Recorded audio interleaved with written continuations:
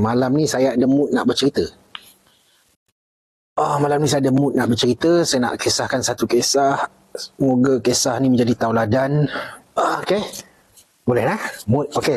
Testing mikrofon saya okey ke tak okey? Dan juga saya punya video okey ke tak okey? Tolong komen yang tu dulu. Video okey ke tak okey? Mikrofon okey ke tak okey? Tolong komen dulu sebelum kita mulakan sesi bercerita malam ni. Saya cerita satu pengalaman saya. Saya tahu benda ni ada yang pernah baca waktu saya tulis dulu kat saya punya tu. Tapi yang ni saya nak kisah penuh. Betul-betul. Boleh nah? Santai-santai. Kita bagi kawan-kawan kita yang lain masuk kejap. Takut mereka baru dapat notification. Supaya benda tu tak berulang-ulang. Boleh nah? Terima kasih. Tap-tap screen. Ui, laju. Okey. Waalaikumsalam warahmatullahi. Semua okey. Alhamdulillah. Salam untuk minta petua nak hilangkan rasa gugup sebagai anggota uniform. Macam mana anggota uniform boleh gugup? Tu saya bagi tu yang Al-Fatihah. Tarik nafas sampai ke tu. Sampai ke pusat tu lepas nafas tu. Saya dah bagi banyak kali dah. Cuba cari video tu. Ada pengalaman tak tuan jumpa rimau 4 kali. Tapi saya tak nak cerita bab tu lah. Itu kita bukan cerita bab hutan. Okay, itu lain kali. Tuan doa untuk berkat rezeki. Apa-apa doa yang baik lah. Kan? Doa selamat tu paling bagus. Allahumma inni as'aluka kan Allahumma inna nas'aluka salamatan fid din wa afiatan fi jasad wa ziyatan fi ilmin wa barakatan fi rizqin, berkat pada rezeki. Okey, doa yang terbaik. Okey, saya baca sekali lalu apa dia ni. Okey, kita bagi kawan-kawan kita yang lain masuk. Sekejap lagi baru saya mula bercerita. Memang saya ada mood nak bercerita malam ni sebab kebetulan tadi saya buka saya punya social media. Terima kasih yang tadi yang beli barang semua tu. Nanti besok pagi kita hantar. Macam saya janjikan, tengah malam live yang tak ada beg kuning kita akan sembang. Minta petua jumpa rimau. Jangan bagi belakang. Menghadap depan. Nak mati pun kita menghadap depan. Menghadap di depan-depan dan berundur ke belakang. Bundur. Jangan kita pusing lari. Jangan. Tuan live sampai pukul apa? Saya live saya rasa malam ni mungkin lepas satu cerita, lepas tu saya end live lah. Okey, bagi masa 2 minit lagi kepada kawan-kawan kita untuk masuk, lepas tu saya start bercerita. Setuju dah? 2 minit lagi. Sekarang pukul 12.18. 12.20 kita start. Okey. Terima kasih yang tap screen. Alang-alang tu kita tap screen je lah. Dan yang bagi gift ni subhanallah terbaik. Semua orang. Siapa ni bagi ni? Mat 66 bagi cap lah, bagi love lah, bagi apa. Terima kasih. Kyo bagi heart lah. Terima kasih semua. Okey. 2 minit lagi kita sembang-sembang. Tuan kena picit dulu milik Kuan Satang ke? Saya tak tahu. Dah ready dengan cerita tuan. Okey, sediakan air. Bukan apa. Malam-malam bila sesi saya nak bercerita, saya harap saudara-saudari tumpukan cerita saya. Tumpukan, semoga benda tu bermanfaat. Mungkin ada yang pernah dengar, mungkin anda boleh dengar dengan lebih detail. Kalau yang tak pernah dengar, anda boleh dengar dan ambil pengajaran di atas apa yang berlaku dalam hidup saya. Terima kasih yang share live, terima kasih yang tap screen. Bob, terima kasih bagi Suhamat. Bob masuk balik, terbaik. Malam ni tajuk cerita apa? Malam ini adalah sejarah di mana 7 tahun lepas kejadian tu berlaku. Tuan, apa beza battalion dengan brigade? Brigade adalah markas, battalion adalah di bawah tu. Satu brigade ada 3 battalion. Mudah je tu. Terima kasih ni Kyo bagi fest lah apa semua. Banyak orang bagi gift ni. Tak boleh nak lena tuan. Mereka lepas ayak laju sungguh naik. Pula dah. Ni ayak mana? Ni waktu musim hujan. Tengok nasi lemak lapar pula. Tentera dah pencen tuan. Saya dah pencen dah. Tuan tak live di muka tu. Saya tak live kat sana dah. Saya memang kat sini. Muka apa kat sana selepas kena hack tu saya malas. Okey, Lokman cerita pasal Gunung Jerai. Tak. Saya akan cerita satu sejarah yang berlaku pada hari ini 7 tahun lepas. Okey, pukul 12.20 kita mulakan cerita. Siapa nak rekod lah. Siapa nak letak dekat anda punya social media, terpulang pada anda. Begini kejap. Bismillahirrahmanirrahim. Alhamdulillahirrabbilalamin. Allahumma salli ala Sayyidina Muhammad wa ala ali Sayyidina Muhammad. Rabbi syrah li sadri wa yassir li amri wahlul 'uqdatam min lisani yafqahu qawli. Bismillahirrahmanirrahim. Bismillahirrahmanirrahim. Bismillahirrahmanirrahim. Bismillahillazi la yadurru ma'a ismihi syai'un fil ardi wala fis sama'i wa huwas samiul 'alim. Ya Allah Tuanku, jika live kami ini bermanfaat, terimalah ia sebagai satu ibadah dan juga amal jariah daripada kami, Ya Allah. Jika live yang aku buat ini tidak memberi manfaat dan membawa keburukan, ampunkanlah dosa-dosa kami, Ya Allah. Assalamualaikum warahmatullahi wabarakatuh. Okay, saudara-saudari, tadi saya buka dekat saya punya media sosial. Kejadian berlaku pada 6 Disember 2016. Okay. Dan pada 7 Disember 2016, saya telah pun dimasukkan ke Katil 27 Wad Perubatan Lelaki tingkat 4 Hospital Angkatan Tentera Tuanku Mizan, Wang Semaju, Kuala Lumpur. Punca kejadian adalah saya batuk darah. Kan? Ini gambar saya waktu saya tu. Sekejap, boleh nampak ke? Saya perlahankan cahaya sikit kot. Okey, ini kejadian, ni saya dekat hospital. Ni waktu saya dekat ward emergency. Ini isteri yang tangkap gambar. Okey. Kisah dia, saya terkena buatan orang. Dalam hidup saya pernah terkena beberapa kali. Ada yang dibuat cara sengaja, ada yang saya kena secara tak sengaja. Kena buatan orang. Kan. Yang saya kena yang pada tahun 2016 ni, yang gambar saya tunjuk tadi adalah secara pada yang saya tahu orang tu dia sengaja melepaskan tapi dia tak kenal saya pun. Okey, cerita dia adalah saya terkena santau. Kisah dia macam ni. 2016, saya bekerja di Markas Tentera Darat Cawangan Operasi dan Latihan, OPLAT, di mana tugas saya dekat sana adalah sebagai pegawai staf latih dan pegawai staf 2 yang menjaga latihan seluruh Tentera Darat. Jadi semua latihan Tentera Darat akan lalu meja saya. Dan saya akan buat laporan dan hantar kepada bos di Cawangan OPLAT dan bos akan hantar ke Panglima Tentera Darat. Okay. Segala jenis latihan dalam Tentera Darat ni. Okay. Jadi salah satu tugas dia adalah saya ada buat latihan yang koordinasikan dengan Tentera Laut dengan Tentera Udara. Nama dia Exercise Paradise.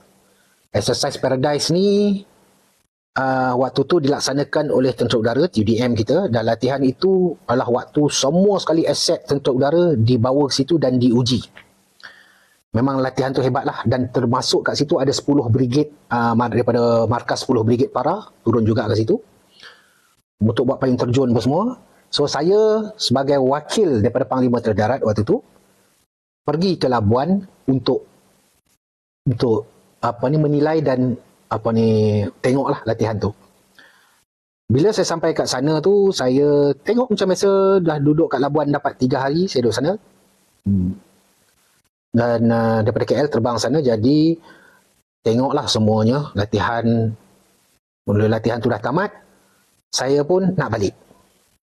Waktu saya nak balik tu, saya tak ada kapal terbang. Asia waktu tu memang tak ada penerbangan di Pelabuhan ke tu, jadi saya tumpang dengan pasukan khas Tentera Udara, Paskau. Saya tumpang mereka punya kapal terbang tu, Charlie, kan. So naik daripada Labuan nak balik. Waktu saya nak balik tu, saya ingat ni waktu tu lepas maghrib. Tiba-tiba batuk keluar darah. Ya, ini kisah penuh dia lah. So batuk-batuk, darah. Saya ingatkan waktu tu saya kuat ni. Saya kuat pokok lah dulu ni. Lepas tu saya ingatkan sebab tu saya tak kisahlah. Lepas tu batuk lagi, darah lagi.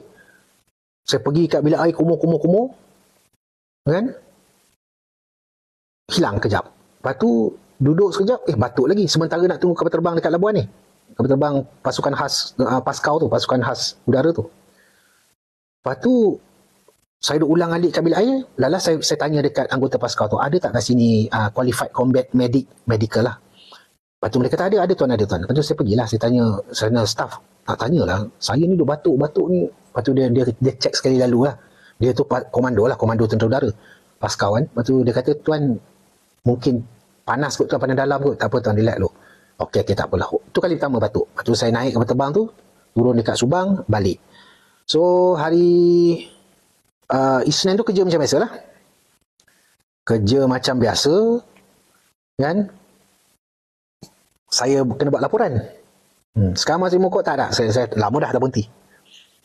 Saya buat dah laporan. Tengah-tengah buat laporan kat laptop ni, tiba-tiba saya pagi ni, bukan ke 10-11 tu, saya tu batuk, darah penuh dekat laptop saya ni. Dah sudah, kenapa ni? Saya ambil lah tisu, tutup. Sudah darah. Lepas tu saya bagi tahu kat bos saya. Saya bagi tahu dia, tuan, saya batuk darah tuan, saya nak pergi ke ni. Saya nak pergi ke klinik tentera lah. Pusat Perubatan Angkatan Tentera dekat Mindef tu. Lepas tu kata pergi. Saya turun lift dekat bangunan Mindef. Saya turun lift, badan saya dah macam tu dah. Saya turun lift, saya naik motor pun melayang macam tu dah. Melayang. Sampai kat situ, resat waktu tu tengah hari. Orang dah tak ada orang sangat dah. Jadi saya pergi dekat kaunter tu, saya beritahu batuk darah. Kan?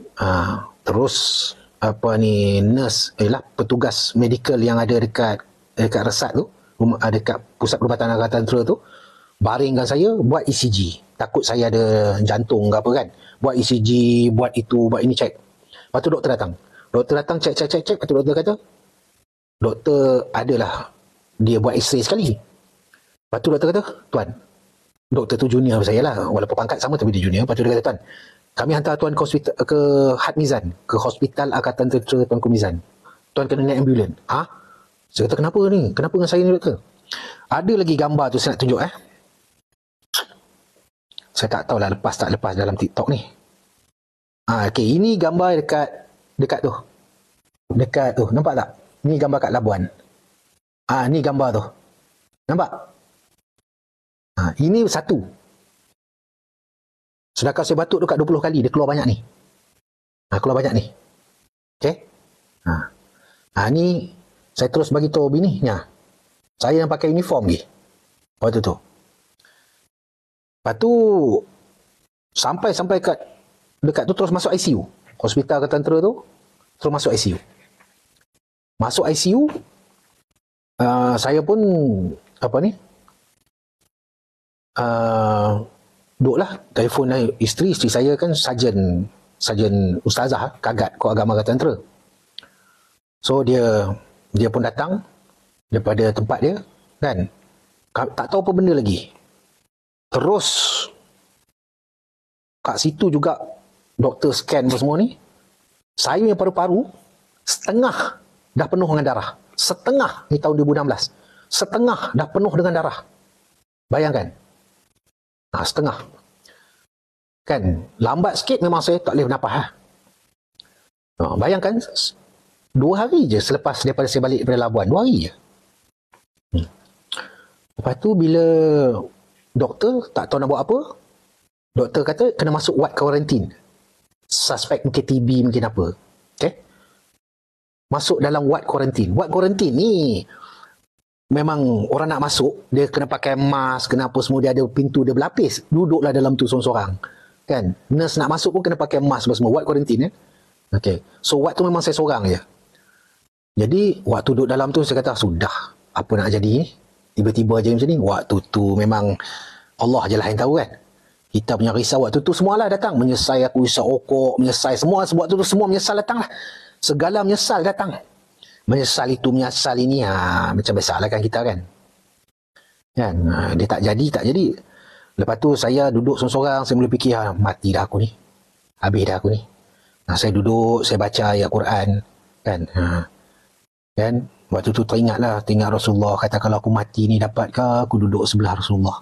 Kalau aku mati waktu ni dengan dosa-dosa aku banyak ni. Lepas tu saya sedih, saya bacalah surah ayat At-Taubah. Surah At-Taubah tu ayat 128, 129 yang saya post tu. Saya bacalah. Laqad ja'akum rasulun min anfusikum azizun 'alaihi ma 'anittum harisun 'alaikum bil mu'minina raufur rahim. Waktu baca tu meleleh air mata. Fa in tawallaw faqul hasbiyallah la ilaha illahu 'alaihi tawakkaltu wa huwa rabbul 'arsyil 'azim. Itulah. Waktu tu berserahlah. Lepas tu sebelum nak tidur, saya dah terbaring. Kan? Doktor datang, 4 doktor pakar. Kan? 4 doktor pakar, semua ada kepakaran masing-masing. Waktu nak tu, saya baca Sayyidul Istighfar lah. Kita ni ilmu banyak, tapi bila dah nak mati pun nak ingat Tuhan. Samalah. Betul tak? Samalah. Kita ni ilmu banyak, amalnya malas. Bila dah nak mati pun nak ingat Tuhan. Samalah kita semua, samalah. Kan? Waktu itulah baca Sayyidul Istighfar. Allahumma anta rabbi, ya Allah engkau lah Tuhan aku, la ilaha illa anta, tak ada Tuhan melainkanmu ya Allah, khalaqtani wa ana abduka wa ana ala ahlika wa wa'dika mastata'tu, a'udzubika min syarri ma sana'tu, abu'u laka bi ni'matika alayya wa abu'u bi zambi faghfirli fa innahu la yaghfiru dzunuba illa anta. Bacalah, ya Allah, kau yang ciptakan aku hamba engkau, ya Allah, aku cuba pegang janji aku, ya Allah, aku mengaku aku buat salah, ya Allah, ampunkanlah, tak ada siapa lagi boleh mengampunkan aku. Waktu itulah. Kan? Okay? Tapi setiap saya, sebab saya duk rasa ada benda tak kena dah. Sebab doktor check, dia semua tak jumpa apa benda. Okey, tak apa lagi. Jadi saya rasa ada benda, tapi saya tak mau cakap. Saya cuma rasa diri sendiri ya. Dan so waktu duduk dekat dalam bilik kuarantin seorang-seorang tu, saya cubalah baca ayat-ayat tawarkan apa benda ke. Setiap kali saya baca apa ayat tu, sakit badan saya. Lepas tu saya diam. Saya tak berani nak baca apa ayat dah. Yalah, doktor pakar pun tak boleh bedah diri sendiri, betul tak? Doktor bedah pun dia tak boleh nak bedah diri sendiri. Betul? Doktor pun dia tak boleh ubat diri sendiri, dia kena orang lain tolong tu. Okay? Jadi saya diam. Saya diam lah. Start dua tu, saya pun, waktu tu saya dekat social media tu, saya ada 25,000 follower. Tahun 2016. Jadi saya letaklah status saya dekat situ. Kan? Saya letak status ni, saya bagi tahu kata saya dekat hospital, buat macam ni. Waktu tu, saya tahu siapa kawan, siapa. Waktu tu baru kita tahu. Kita jangan rasa kita ada ratus ribu follower, ada orang peduli kat kau, tak ada siapa nak peduli kat hang. Kan? Hang susah habis. Waktu tu saya ada 25,000 follower je. Dekat social media tu lah. Kan? Tak ada siapa peduli kat hang. Itu pengajaran pertama saya. Orang like lah berapa ratus ke berapa ribu sekalipun. Bila anda susah, bila anda terlentang, orang lari. Itu normal. Itu normal dalam kehidupan. Itu pengajaran pertama. Okay, lepas tu start daripada besok tu, lusa, start lah datang. Ada general-general datang melawat saya. General saya, ada kawan saya. Waktu tu kawan-kawan yang kerja sama-sama mindaf saya pun, yang rapat dengan saya pun tak datang. Orang tak mana hala yang kita tak kenal datang. Itu peliknya kehidupan dunia ni. Orang yang rapat dengan kita, orang yang tak berapa rapat dengan kita, kerana kita tak kenal pun, tapi orang tu lah yang datang, yang bagi nasihat, yang tolong kita. Tuan sakit tak batuk tu? Sakit. Okay, lepas tu adalah orang datang buat macam paranormal, datang buat japi-japi, saya pun tak kenal lah. Kan? Datang, lepas tu kata tuan ni kena santau lah. Lepas tu ada orang kata saya kena santau sebab orang marah kerana saya tegah dalam kerja. Ada orang kata saya kena dengki sebab saya selalu tulis. Waktu tu saya rajin menulis dekat social media. Lepas tu ada pula orang bagi tahu saya kan, siap bagi tahu orang yang buat tuan ni muka dia macam ni. Lepas tu ada pula yang kata ni orang hantar santau kat saya sebab nak uji ilmu saya, nak bunuh saya, macam-macam. Saya setiap kali orang cakap tu saya diam. Angguk tidak, diam je. Kan, biarlah orang nak cakap apa benda tu. Kan, itulah dia. Kan, itu pendapat dia, itu terpulang kat dia. Nah, pada kita tak peduli. Ingat waktu tu saya tak peduli. Pedulilah orang nak kata apa pun, orang nak kata tu tak. Yang penting pada saya Allah dah bagi ujian, saya kena cari cara untuk nak sihat. Waktu saya duk amalkan ayat laqad ja'akum tu. Kan, waktu saya duk buat kuarantin, saya duk amal tu, lepas tu saya duk amal, saya duk istighfar banyak kali. Nak tahu apa berlaku? Ada seorang adik angkat saya datang jumpa saya. Adik angkat saya ni, last kali saya jumpa dia perempuan. Okay? Last kali saya jumpa dia, tak silap saya waktu tu 10 tahun.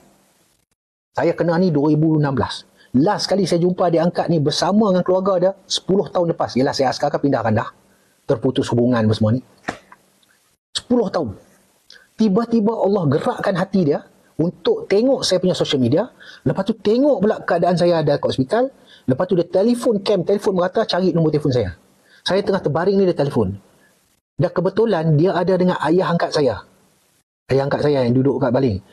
Bila saya dengar suara ayah angkat tu, yelah, walaupun dah terputus hubungan 10 tahun, menitik mata saya. Saya kata, minta pada saya kat hospital, kalau saya mati, minta maaf lah, ya Allah, minta maaf. Dia kata, ada mana ni? Kata, ada kat hospital ni. Tak apa, nanti hamba minta keluar daripada hospital, balik cepat ke Kedah. Kata, tak apa. Itu. Tu nampak tak? Bila kita betul-betul serah, kita jangan dengar orang kata itu, orang kata jangan. Serah satu je. Jawapan Allah akan bagi. Okey? Itu. Dan saya diam. Tapi ingat So, saya duduk kat bilik kuarantin tu 2 minggu. 2 minggu, guys. Doktor pakar yang datang, yang pertama pakar perubatan. Yang kedua pakar bakteria. Yang ketiga pakar paru-paru. Yang keempat pakar ENT. 4 doktor pakar. Bukan doktor biasa. 4 doktor pakar rawat saya. File saya tebal ni lah. Ada lah kat hospital tu. Macam-macam ujian, buat ujian TB, buat ujian itu, buat siap masuk skop, wadah masuk, macam-macam buat. Selama 2 minggu saya dekat ward kuarantin dekat Hospital Angkatan Tentera. So selepas dah 2 minggu tu, hari terakhir yang saya ada 2 minggu kat situ, last kali doktor pakar paru-paru tu, doktor pakar yang sama, dia bekerja dekat Hospital Kuala Lumpur. Dan dia memang tentera punya hospital, doktor pakar. Dia bawa saya ke ke bilik bedah, kan? Dia masukkan skop. Ikut hidung saya ni, saya ingat nak menapas yang payah. Tapi saya dalam keadaan jagalah. Lepas tu ada TV besar kat atas tu, ada 2. Dia duduk sebelah ni, dia masuk. Dia pergi, nampak tu masuk kat paru-paru kanan, lepas tu keluar balik, lepas tu dia masuk paru-paru kiri, masuk. Lepas tu nampak dia sedut darah-darah yang dah beku dalam tu. Dan ada darah-darah dalam tu. Okay. Habis daripada operation tu, lebih kurang 5-6 jam lepas tu, dia datang ke ward, dia panggil saya, Fitri, come. Kan? Sakit tak tuan masuk? Oh, sakit lah masuk sini, sampai ke ni, nak menapas yang payah. Kan? Dia panggil saya. Dia tunjuk kat saya, sebab dia doktor tentera kan. Saya tanya, tuan, kenapa saya ni? Dah 2 minggu saya kat sini. Tak tahu apa berpunca ni, kenapa paru-paru saya darah? Dia tunjuk. Okay, tengok ni. Dia tunjuk dalam video. Dia ada rekod kan? Dia tunjuk. Okay, I dah masukkan ke paru-paru kanan you. You nampak tak tu? Itu bekas darah yang dah beku. Yang ni darah fresh. Lepas tu, yang sebelah kiri pun yang ni pula. Kan? Lepas tu, dia beritahu. Saya tanya dia, okay, doktor. Apa punca dia? Doktor pakar, dia kata, Fitri, saya cuma tahu ada darah. Punca darah, saya tak tahu. Kalau doktor pakar dah kata tak tahu, terus saya telan Elio lah. 4 doktor pakar kot. Terus saya telan Elio. Aduh, sudah. Lepas tu saya minta, boleh tak saya tengokkan saya punya X-ray dengan yang tu tadi? Adalah laporan tu. Dia bagi tengok lah. Saya pegang tu, saya minta pada Allah, ya Allah Tuanku, tunjukkanlah aku apa yang aku tak nampak. Saya baca surah Wadduha. Okay? Saya baca surah Wadduha, ya Allah tunjukkanlah. Saya baca surah Wadduha, elok saya baca dah, saya tengok dekat saya punya tu, nampak 6 ketul. Dekat dalam X-ray, nampak 6 ketul. Terus saya terdiam. Allah bagi nampak. Kan? Sebab kita minta, ya Allah tunjukkanlah. Nampak, apa benda ni? 6 ketul. Dekat dalam paru-paru saya. Okay. Lepas tu saya cakap, doktor, saya dah 2 minggu dah dekat hospital ni. Kat ward kuarantin. Boleh tak saya keluar? Saya nak balik sekejap lah. Dia kata, sebenarnya you tak boleh. Tapi tak apalah, bagi you rehat 3 hari lah. Boleh, saya nak balik sekejap, dia kata. Saya nak balik sekejap je. Tak apa, 6 ketul lagi saya sambung. Okay, lagi saya sambung. Lepas tu, saya pun dapat saja keluar pagi tu. So, tengah hari tu keluar daripada hospital. Saya telefon, saya minta tolong adik saya, tolong belikan flight. Saya terus keluar, bagi tahu bini saya, hantar abang ke airport Subang. Sampai airport Subang, naik flight, terus terbang, turun dekat Alostar. Sampai kat Lostar, ayah saya datang ambil, saya kata, Abah, pergi baling sekarang, Abah. Sekarang tak kita pergi baling. Okay? Terus pergi baling. Pergi rumah ayah angkat lah, Pak Da Abu tu. Sampai rumah Pak Da Abu, ayah saya dengan mak saya dengan saya. Sampai Pak Da Abu, lepas tu, waktu tu dah lepas isyak lah. Maghrib masuk isyak lah. Sampai kat baling, terus Pak Da Abu kata, ni Fitri ni parah ni. Jom kita pergi rumah Abang Long saya. Pak Long Cik Ri itulah. Tuan Guru Pak Long Cik Ri kan. Saya pun okey. Kan. Saya pun pergi. Ikutlah. Dalam, ialah Pak Da ilmu tinggi. Ayah saya ilmu tinggi. Kan. Mereka orang tua-tua ni bercakap ni, kita ni rasa diri saya tu, waktu tu saya rasa diri saya ni level tadika lah. Kita tutup mulut diam sudah. Kan. Lepas tu pergilah. Pergi rumah Pak Long Cik Ri. Lepas tu Pak Long Cik Ri ni dia akan bantu kalau kita pujuk dengan baik. Kan? So jumpalah Tunggu Pak Long Cik Ri, Pak Long. Saya diam lah, saya tak cakap, saya diam. Ayah saya bercakap, mak saya bercakap, ni lah, Pak Da bercakap. Lepas tu Pak Long ni orang alim. Dia kisah dia, Pak Long ni, waktu dia muda dulu, kan komunis biasa tembak dia, berkecai baju, tak masuk dalam. Bukan sekali, 3 kali. 3 kali dia kena ambush. Dia orang kampung dia, tapi amalan dia. Kalau kita tanya dia, apa amalan dia? Dia pun tak tahu. Maksud dia memang hidup dia amalan saja. Amalan rapat dengan Allah. Tu je. Anak dia mudir sekolah pondok. Tak silap saya dekat Patani sekarang. Kat sebelah tu. Dan ada seorang anak dia, kalau saya tak silap lah imam masjid sekarang. Okay. So, dia suruh letak tangan depan mata dah. Kita pun letak tangan. Letak tangan macam ni, dia kata. Lepas tu dia baca ayat-ayat Quran, dengarlah jelas. Dia hembus kat jari ni, setiap jari. Pak Da duduk sebelah dia. Dia hembus, dia kata, ada 6 ketul. Saya terbeliak mata, 6 ketul. Kaca.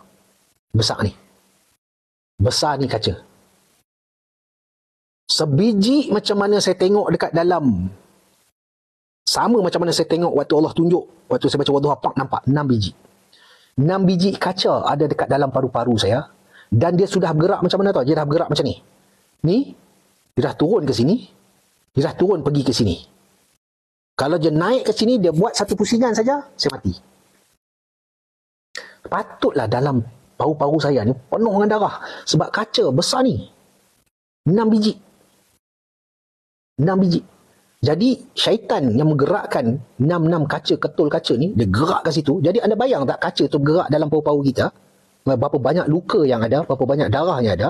So menyebabkan darah tu memenuhkan paru-paru sampai kita nak bernafas tak boleh. Ni. Bukan Pak Long saya cakap, Pak Da cakap sama betul kaca. Sebab dia orang ilmu sama dua orang. Kan? Dia kata betul. Dia nampak ikut kuku jari ni. Kami panggil Pak Cik Ri dia. Kami panggil Pak Long Cik Ri. Waktu dia meninggal baru ni saya pergi kan, pergi masjid semua, pergi semayang sempatlah, semayang jenazah apa semua. Dia kata kaca. Tu saya pun terdiam. Lepas tu dia kata tapi nak kalau nak buat ni nanti keluar sakit.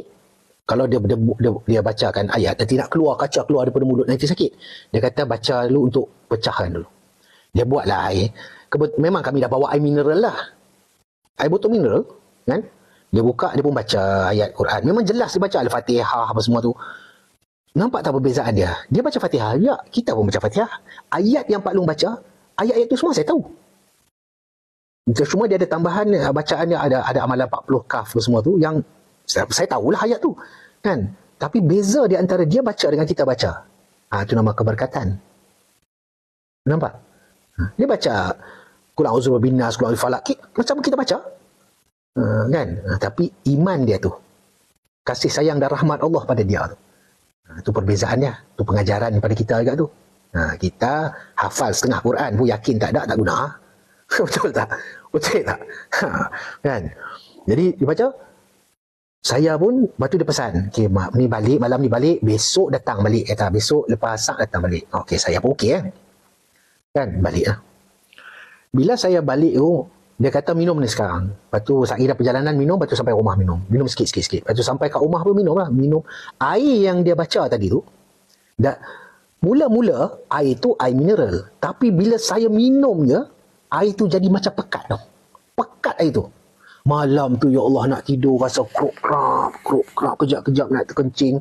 Lepas tu nak pergi buang air besar, dia punya bau. Lain macam. Lepas tu dia punya perut ni macam tu. Sedangkan air kosong ya. Ya Allah, rasa macam tu kan. Sampai pagi.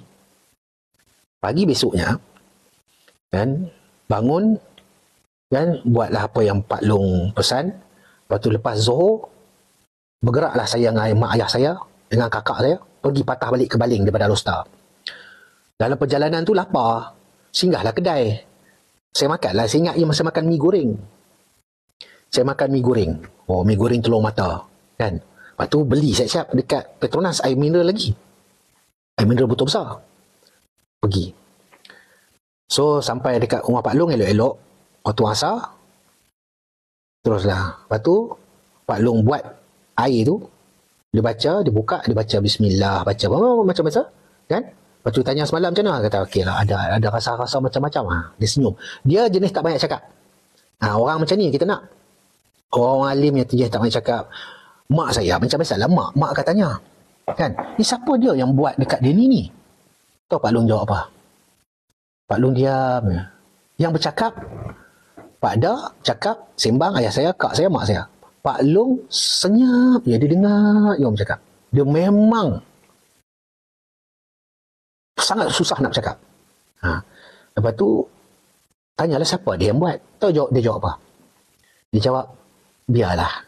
Itu je dia jawab. Dia tak bagi tahu, ini siapa buat. Tak ada. Ini orang macam ni yang kita nak. Jadi kalau pengajaran pada anda, kalau anda nak pergi tu, anda tak perlu tahu pun siapa buat kat anda. Yang penting, Allah dah bagi anda ujian. Tugas anda adalah pulihkan. Nak balas siapa-siapa tu bukan kerja kita. Itu Allah punya urusan. Jangan jadi Tuhan. Itu pengajaran lah. Saya tengok tu, saya tahu betul. Orang macam ni. Kan? Patut Allah sayang dia. Kan? Jadi, dia baca dekat tu. Dia letak cawan kat depan tu. Dia tuang air tu, dia suruh saya minum. Dia ambil baldi kat tu, baldi kosong, letak dekat depan saya. Dia kata minum. Kan? Saya pun minum lah. Minum. Lepas segelas. Lepas segelas. Habis air mineral 1.5 liter tu sebotol. Habis. Kan? Lepas tu dia tengok saya. Dia duduk sebelah saya. Pak Long duduk sebelah saya. Dia diam. Yang diorang ni duduk sembang lah. Mak ayah saya pun duduk sembang lah. Dan Pak Long duduk sebelah dengar. Lepas tu Pak Long tanya saya senang. Kalau rasa nak muntah lah. Lepas tu saya cakap lah. Tak ada rasa lagi Pak Long. Tak apa. Minum lagi. Lepas tu saya pun minum. Ni. Dekat habis 2 botol lah air mineral tu. Kan? Elok-elok tu. Pak Long tengok tu. Pak Long tepuk macam ni je. Tepuk, saya ingat dia tepuk bahu saya ni. Dia tepuk macam tu. Dia tepuk. Dia tepuk terus saya keluar terus. Dia tepuk sikit je. Macam tu je. Terus saya keluar. Keluar tak berhenti. Yang bestnya, tadi makan mi goreng, dalam tu apa benda? Tak ada mi goreng, tak ada apa, tak ada semua, tak ada. Air, semata-mata air. Jernih. Campur air liur sikit lah. Jernih. Mana pergi mi goreng putih? Mana pergi benda lain tu semua? Tak ada. Keluar. Dia kata, keluar pergi habis. Keluar. Lepas tu, Pak Long kata, angkat, bawa keluar. Saya pun angkat lah. Dah habis-habis tu, dah lembek badan ni. Ambil, bawa keluar rumah dia, ada pipe luar rumah. Dia pun zero pipe tu buang lah air tu sikit, buang. Lepas tu dia kata, nak tengok ke kaca tu? Nak lah, saya mestilah nak kan, pengalaman kot kan, benda tu nak tengok kan. Dia kata tapi dah pecah kecil dah, semalam besar lah, ni dah pecah dah. Tengok. Lepas tu saya dengan dia dekat luar rumah dia, dah bersihkan tu. Okay, dia kata kutip tu, dia dah bersihkan air tu kan benda kan dia punya tu terkumpul, nampak berkilat-kilat tu. Kata tu, ambil Lepas tu kata, nak bumbu bekas apa? Saya tengok ada daun pokok dekat situ, saya petik pokok tu. Saya ambil, saya letak atas daun tu. Lepas tu saya kata, Pak Long, boleh tak saya tunjuk pada mak abah saya kat dalam? Tak apa, api tunjuk. Nak tengok tak? Ni ha. Nak tengok?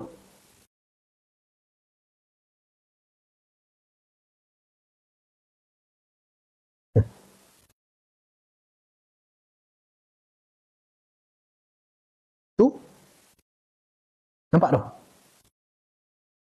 Tu semua kaca. Ini dah pecah ni. Nampak tu?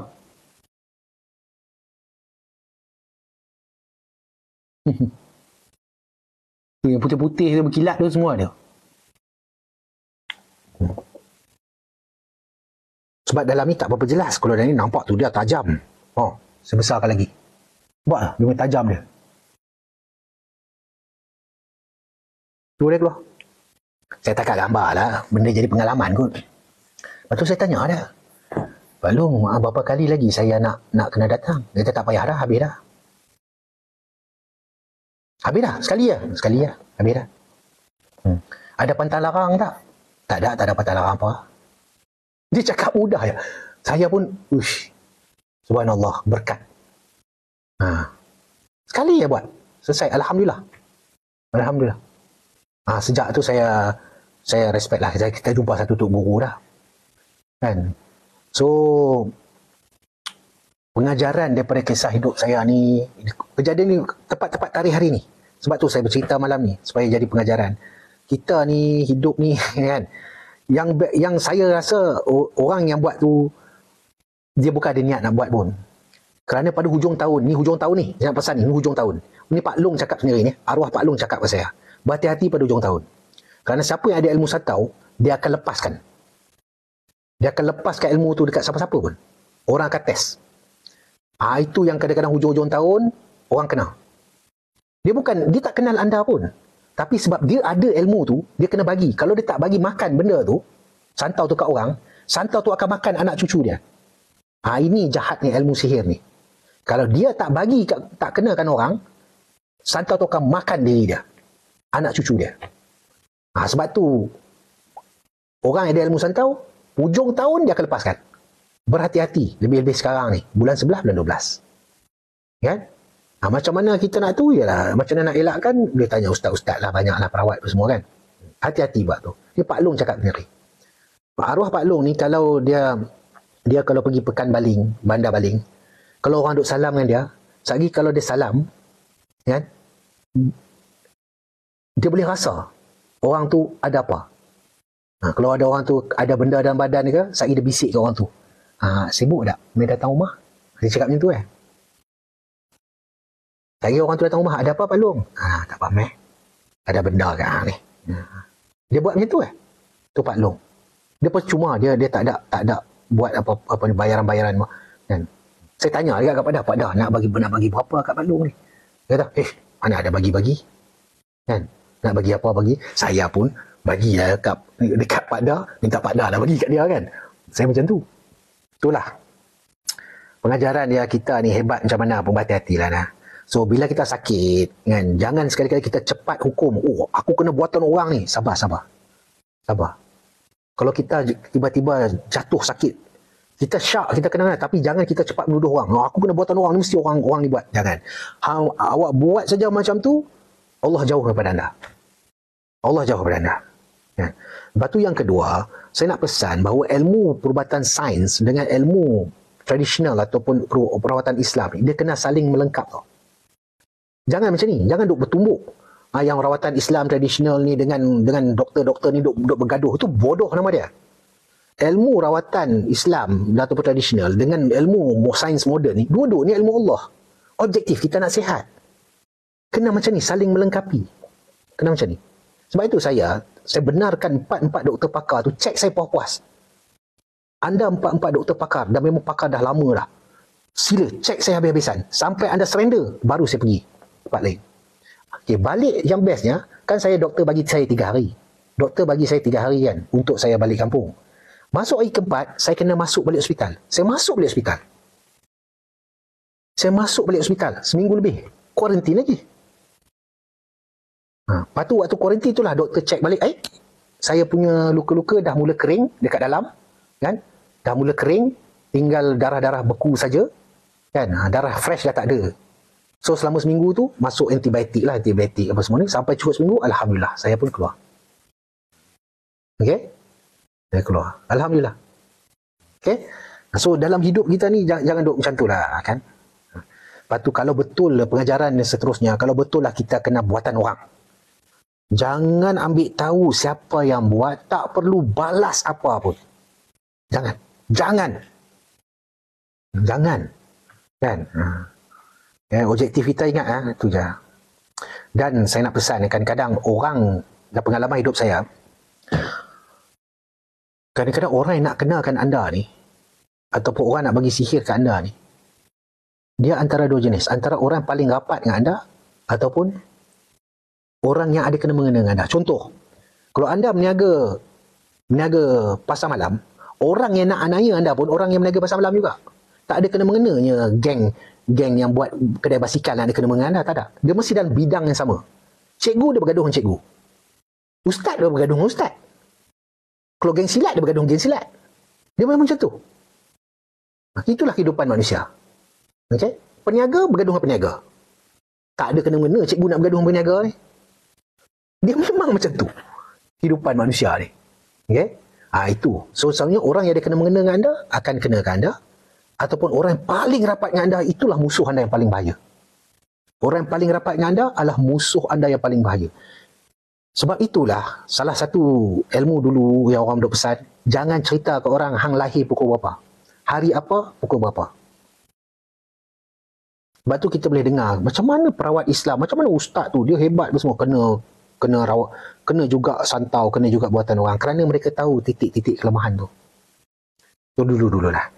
Itulah, ini pengalaman ni berlaku tahun tepat tarikh hari ni 2016. 2016. So saya harap dengan kisah hidup yang berlaku tu dan saya kisahkan malam ni ada manfaat lah. Okay?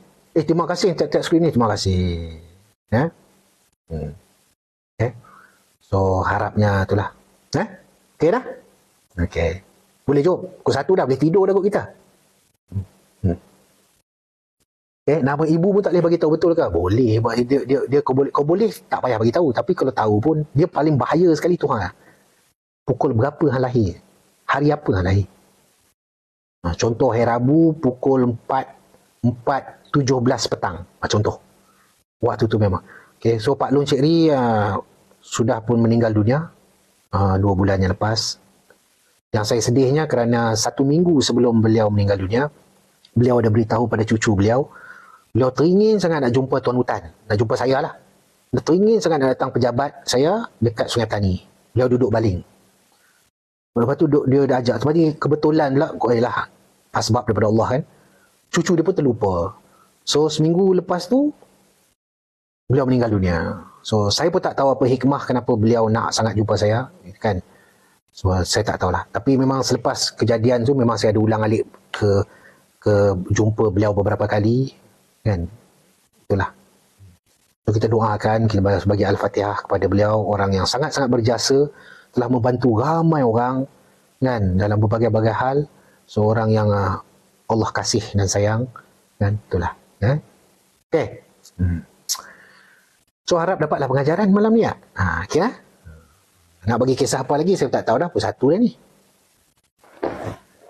Itulah. Bukan apa, saya teringat malam saya tengok tadi kat social media tu, lah.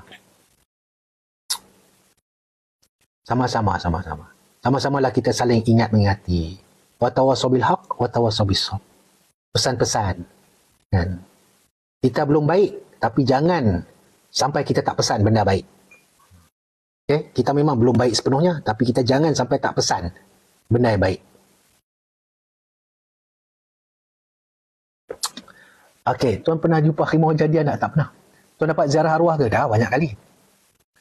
Okey, apa istimewanya hari dengan waktu lahir tuan? Waktu tu anda paling lemah. Hati-hati. Bini pun jangan cakap. Kalau boleh lah. Diam. Makan kat luar boleh ke santau tuan? Iyalah, saya waktu yang dekat Labuan tu, saya kena kat situ. Kan? Saya pergi makan kat kedai mana lah. Pun kita tak tahu. Kita tuduh tak boleh. Kita tutup je. Okay? Saya kena kat Terminal Aman Jaya. Macam-macam. Okey lah apa. Kalau bab tapau ni saya cerita dah itu. Sekarang dah sihat sepenuhnya tu, alhamdulillah. Setiap bila saya pergi rumah Pak Long ya, waktu Pak Long masih arwah masih hidup lah. Kan saya tanya Pak Long, kat saya ada lagi tak apa-apa? Dia pun membaca, tak ada dah, alhamdulillah. Alhamdulillah. Kita berisau bagi tahu, kita bukan boleh tahu benda-benda macam tu kan. Okay. Kenapa jangan cari orang santau tu tuan? Kenapa kita nak cari? Dia nak buat jahat tu urusan dia dengan Tuhan. Jangan. Tak perlu. Tak perlu tahu pun siapa. Jangan. Okay? Jangan. Okay, dia ada santau makan, dia ada santau angin. Saya ni kenal macam dua-dua. Okay. Okay. Jangan tahu. Dia akan jadi fitnah, memfitnah, dia akan tu. Okay. Apa tak ada bukti pun. Apa bukti kita nak kata dia tahu tu? Jangan. Sebab tu saya kalau tengok live, kalau tengok orang buat rawatan ke apa ke, kalau saya dengar je orang tu cakap dia mula-mula, saya akan keluar dari situ. Saya tak nak terlibat dalam perkara-perkara gitu. Tidak ada benda-benda yang kita boleh tuduh orang. Kan? Kalau betul dia buat pun urusan dia dengan Tuhan. Dia buat sihir, kita duk balas, kita sama level dengan dia. Kan?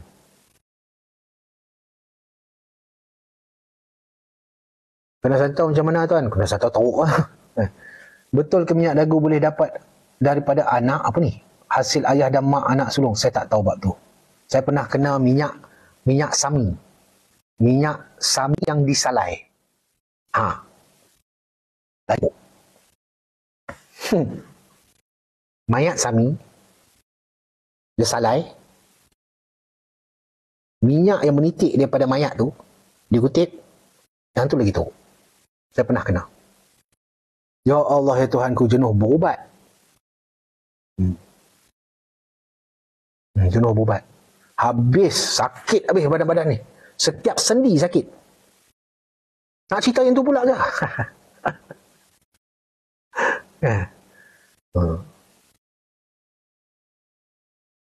Berubat kat mana? Berubat sendiri. Adalah seorang tu ubat tu. Kan? Yang korang duk dengar ciri minyak dagu. Ini minyak dagu perempuan. Ini sami. Salai, tak ada. Letak kat mana? Tu. Tempat pemegang kereta. Pintu kereta kan kita nak masuk kereta kan kita buka. Calik kat situ. Satu lagi kat mana? Tu. Dekat tapak kasut. Bila kita pakai kasut atau slipper kan kita masuk kasut. So tapak dia masuk ke tapak kaki, dia masuk ke tapak tangan. Macam mana? Saya kena. Kan? Okay? Malam tu mimpi macam ni? Boleh cakap ke tu? Bersama-sama lah dengan seorang perempuan yang sangat cantik malam tu. Yang bestnya, malam tu mimpi, kata mimpi itulah apa tu? Basah tu. Saya tidur pakai seluar bola. Kan seluar main bola kan. Ke dalam dia tu kan ada kain putih. Ada yang kain putih yang tutup tempat tu kan. Besok pagi bila saya bangun, sebab nak dekat camp ni, besok pagi nak pergi senaman pagi, askar punya senaman pagi, PT pagi.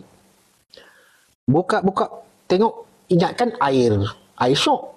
Rupanya darah, penuh darah, macam perempuan period. Penuh darah ni. Terkejut saya, datang mana darah? Darah keluar kat situ.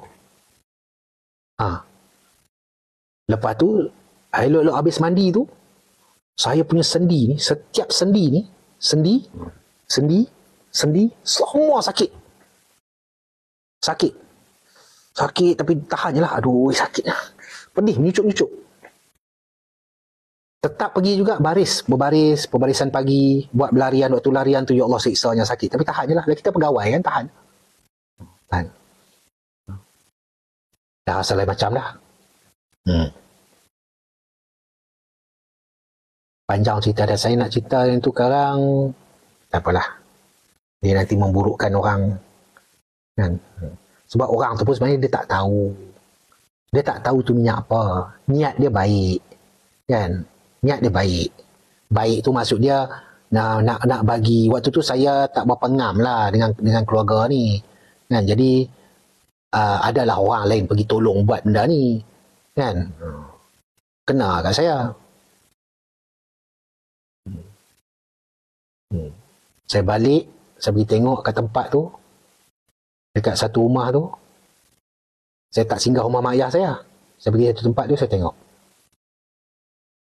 tengok rumah dia macam rumah nang nak.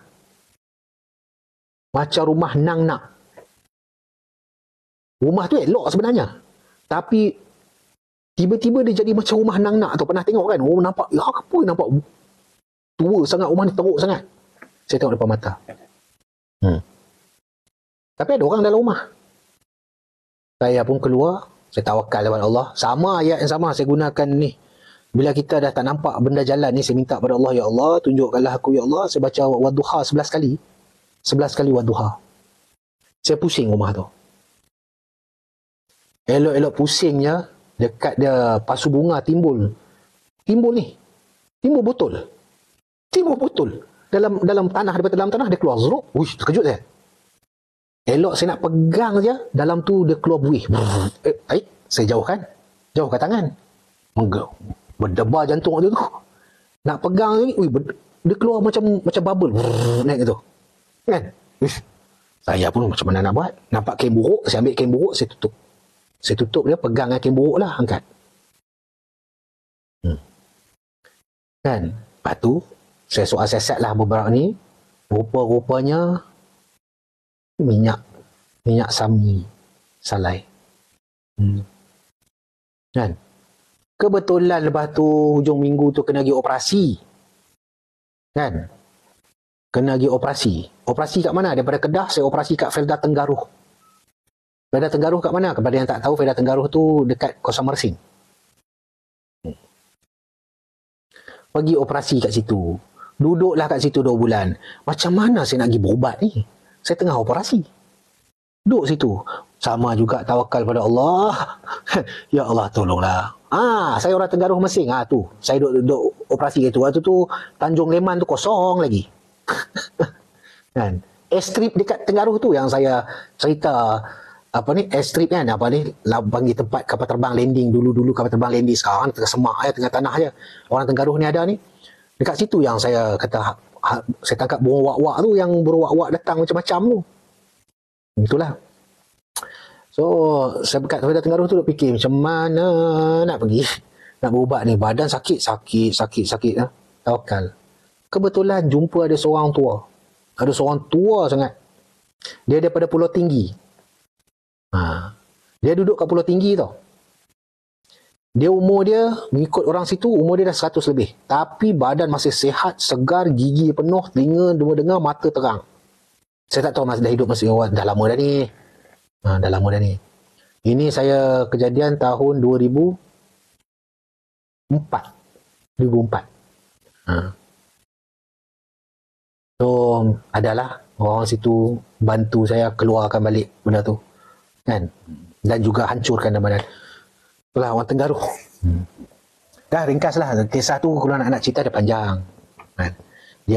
Saya cuba elakkan daripada bercerita benda-benda yang kena mengenal dengan orang nanti. Okey. 2004 saya sekolah lagi. 2004 saya dah operasi mata dah. Okey. Kisah lain lah. Kau apa ni? Tadi janji pukul 1 kan, dah 1 suku dah. Kisah lain lah. Itulah kata pengalaman pernah kena. Cara berubat ialah minum air, buat itu. Buka bahaya tingkat malam-malam ke tuan? Siang-siang pun bahaya. Yelah, bukan apa, malam-malam ni kalau binatang masuk, bukan bab-bab jin setannya, binatang-binatang masuk.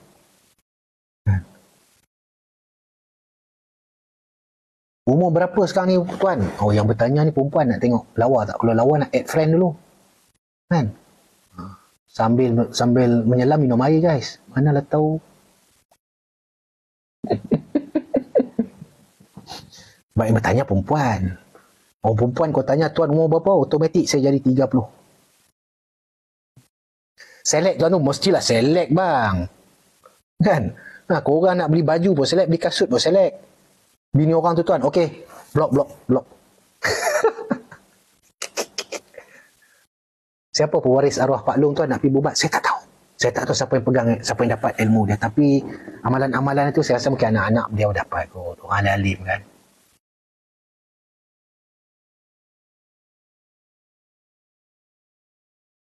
Saya pernah kena terpelanting pinggan dengan nasi ke muka lepas bismillah. Oh, macam-macam kisah kehidupan sekarang kan. Baru ni saya sembang Ustaz Syafiq Prai kan. Ustaz Syafiq. Pusat Rawatan Ali Idrus. Saya tanya Ustaz dah merawat ramai orang dah, beribu dah. Dah banyak tahun dah. Lama dah. Saya nak tanya Ustaz lah, kenapa jin sekarang makin kurang ajar? Saya tanya tu soalan dia. Lepas tu dia kata, itulah tuan. Dulu waktu Ustaz Syafiq cakap, dia kata mula-mula dia merawat dulu. Jin-jin yang merasuk atau buat kena ke orang ni, dia tidaklah sesusah sekarang. Sekarang ni jin-jin tu makin kurang ajar, makin kasar, makin makin keras. Bila kita patut tanya lah kenapa? Dia kata tak tahu. Lepas tu kami bincang-bincang, kata mungkin sebab Dajjal nak keluar ke apa semua, mereka ke alam lain kan. Mungkin lah. Dia rasa big boss nak keluar, jadi dia rasa belagak, ego dia besar. Mungkin. Okay. Sebab tu kalau tengok, betul, bila saya tengok perawat-perawat yang sekarang ni, makin lama makin moden, makin lama sihir makin banyak. Yang pelik tu, saya tanya dia, senarai ramai ke orang yang nak merawat dengan ustaz ni? Dengan ustaz. Kata tuan, untuk perai saja, Pusat Rawatan Ali Idrus saja, 70,000 dan sedang bercambah, tak silap yang baru ni 80,000. 80,000 orang bersenarai menunggu. Yang dah daftar, yang dah isi borang, 80,000 orang yang perawat bersama dengan Ustaz Syafiq ni, kat dalam situ saja ada 7-8 orang, 10 orang lah yang qualified sekarang ni. Awak teruk sangat. Apa dah jadi? Okay. Makin maju, makin hilang pedoman. Betul, mungkin kot. Betul lah. Dia pelik tu. Kat 80,000 orang senarai menunggu. Saya tanya pula dekat dia punya ustaz-ustaz dia. Saya nak confirmkan. Dia jawab benda sama. Betul, itu baru satu pusat rawatan. Yang lain, itu baru satu pusat rawatan. Yang saya tanya, Pusat Rawatan Ali Idrus. Itu saja kat 70-80,000 orang. Yang lain, senarai menunggu banyak mana pula. Apa nak jadi zaman sekarang ni? Pelik-pelik lah. Itulah kan. Lepas tu makin lama makin makin kasar lah. Dulu taklah sekasar tu. Ya, Ustaz Syafiq, Tok Singa, Edika tu ramai. Yang tak live kat TikTok kan, banyak je. Perawat-perawat lain, pusat rawatan yang lain senarai menunggu berdiri. Pelik lah.